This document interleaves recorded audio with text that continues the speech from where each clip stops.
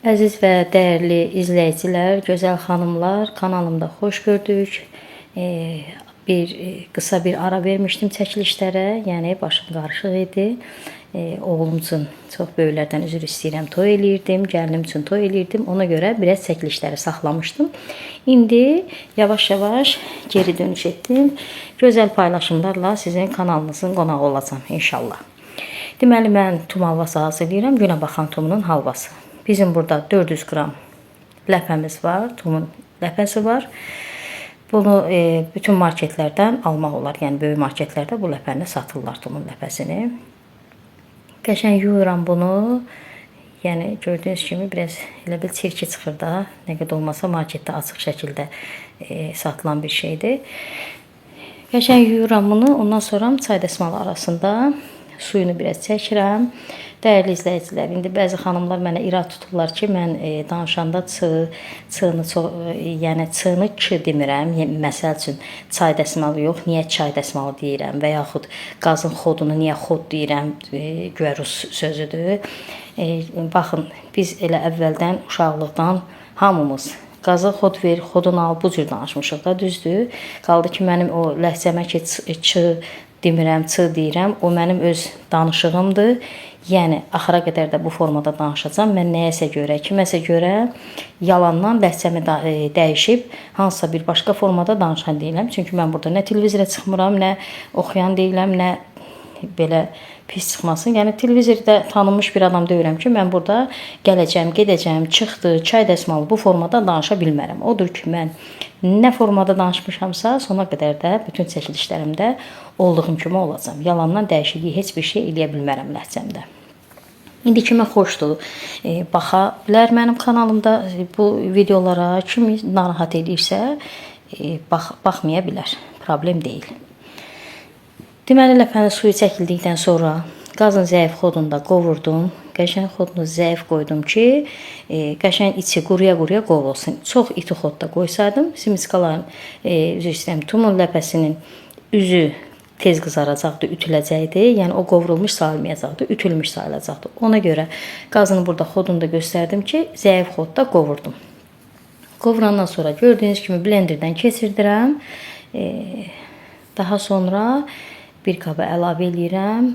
Burada blenderdən keçirdəndə çox keçirtmədim ki, tam yağa düşmədi. Amma tam yağa düşəndə də inşallah ikinci çəkilişdə eləyəcəm tum halvasını tam yağa düşməsin formasını da çəkiliş edib sizlərə paylaşacağam. Orada tam üyüdürəm, tam yağa düşür tumlar. O başqadır biraz. Bu isə biraz diri-diridir. Ona görə çox blenderdən keçirtmədim. İçərisində tumun ləpələri diri-diri qaldı. Bir stəkan qaba şəkər tozu əlavə edirəm. Yarım stəkan, armud stəkandan bir damcı yarım stəkandan az da su, yəni 50 ml deyək də su əlavə edirəm qaba, qoyuram şərbət bişsin. Şərbətimiz qaynayana qədər yumurtanın ağını mikserdən keçirdirəm. Bizim burada bir ədəd yumurtamız var. Yumurtanın ağını əlavə edirəm qaba, üzərinə bir çimdik də duz əlavə eləyib mikserdən keçirdirəm. İndi burada baxanda yumurtanın ağı mikserdən keçirdəndə eləmək lazımdır ki, tam köpük olsun, yəni axıntılı olmasın. Baxanda az görünə bilir. Sonra şərbəti üzərinə əlavə eləyəndə həcmi artacaq bu yumurtanın ağının. Burada mikserlə işlədikcə arada çəkilişdə düşməyib, yəni şərbətə də baxırdım, qarışdırırdım. Şərbətimiz qaynadı, hazır oldu. Bunun qatılığına diqqət edirsinizsə, axırıncı damcılar necə zəif düşür. Demək ki, şərbətimiz hazırdır. Yəni, bildirmək istəyirəm ki, şərbəti də elə şəkər tozu əriyən kimi, qaynayan kimi götürmək lazım deyil. Onda biraz duru olur. Ona görə biraz qaynatdım. Damcılarda gördünüz ki, axırıncı damcılar necə ağır-ağır düşür qaşıqdan. Demək ki, şərbət hazırdır. Bütün şərbəti əlavə edirəm həmən yumurtanın ağının üzərinə və mikserdən keçirdirəm. Burada deməli yumurtanın ağının həcmi biraz da çoxalır, artır, artımlı olur. Şərbəti əlavə eləyəndən sonra heç bir narahat olmayın ki, biraz yumurtanın ağı duru oldu. Yox, elə bir mikserlə biraz çox çaldıqdan sonra biraz qatılaşır, bərkir yumurtanın ağı. Çox axıntılı olmur.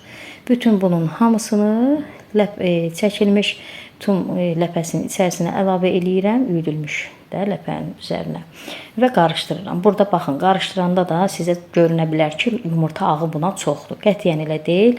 Əvvəl adama elə gəlir. Qarışdıranda baxırsan ki, ay rəngi açıq oldu, ay duru oldu. Yox. Bunu o qədər mən qarışdırıram ki, tam bütün tumun ləpəsi yumurtanın ağın yer özünün canına çəkir də bunu. Və rəngi də eynən tum halvasının rənginə dönür də, rəngi alır.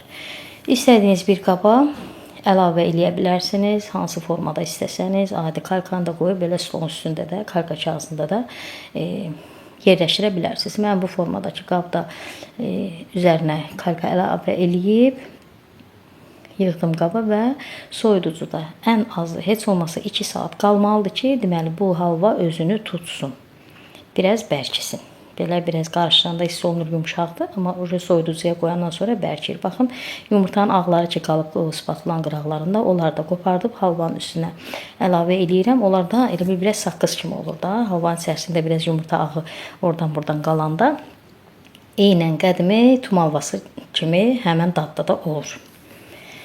Qoydum soyuducuda 2 saatdan sonra götürdüm və özünə gəlib, özünü tutub, biraz bərkiyib. Baxın, burada göstərirəm. Bu ağları deyirəm, yumurtanın ağları ki, hissə oradan-buradan qalıb. Bunlar çox maraqlı görsənir. Həm eynən deyirəm də satılıb, əvvəlki tum halvası satılırdı. Ya, indi elə deyir, düzdür. Əvvəl tum halvası satılırdı, bax o formada. İçərisində elə qəribə bir ağlar olurdu, saqqız kimi o formada.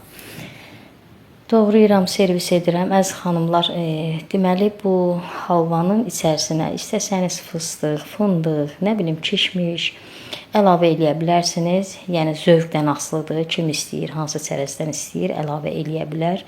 Doğrayanda da burada görürsünüz necə gözəl. Eynən marketdə satılan tum halvası kimi. Görkəmi də o görkəmdədir. Mən biraz yenə deyirəm, blenderdən çox üyütmədim. Biraz diri saxladım tumları. Hazır oldu.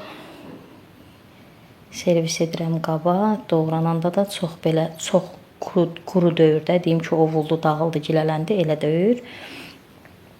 İnşallah ki, siz də bəyəndiniz. Zəhmətə dəyər verərək bəyənmə düyməsinə toxunmağı unutmayın. Əgər abunə deyilsinizsə kanalıma abunə olun və gözəl paylaşımlardan xəbərdar olun siz də. Dəyərli izləyicilər, ola bilər video biraz uzun alındı. Ona görə ki, yəni heç bir qaranlıq istəmədim bir şeylər qalsın. Özümə nə formada hazırlayıram, hansı reseptlə hazırlayıram. Eynən həmən reseptlərdə sizə paylaşım etdim. İnşallah ki, bəyəndiniz. İzlədiyiniz üçün sağ olun.